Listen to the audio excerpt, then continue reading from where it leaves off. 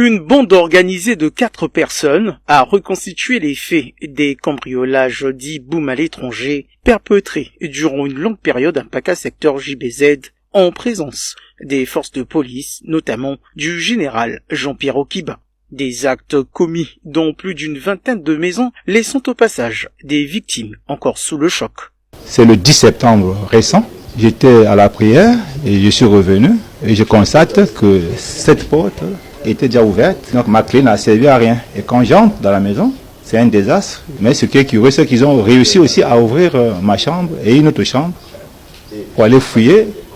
Et c'est là qu'ils ont pris un téléphone Android, une tablette Samsung et surtout ma chambre. Alors c'est là où il y a eu le grand désastre. Ici, là, ils rentraient, les fers là. On a refait les fers, on ne faisait que refaire les fenêtres là. Cette maison-là, c'est comme leur champ de bataille. Vraiment, donc, comme ils vivent seulement à côté, et c'est tout. C'est leur champ de bataille. Ils rentrent, ils prennent tout ce qu'ils veulent. Ils mangent. Même le jour-là, ils avaient mangé, ils avaient pris le riz. Et j'ai trouvé une marmite ici, là. Ils avaient mangé.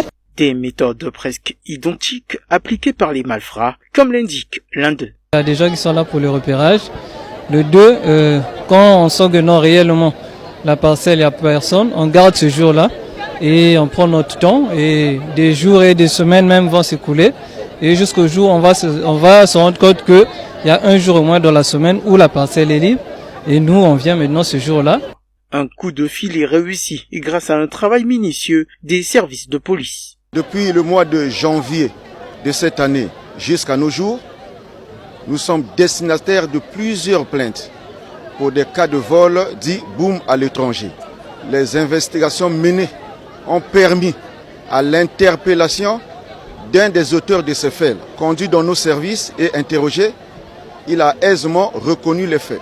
Ensuite, il nous a cité les membres de son groupe. Il nous a permis d'identifier les victimes. Notons que, de ces 4 individus appréhendés par les forces de l'ordre, 3 sont d'origine congolaise et 1 de la République démocratique du Congo.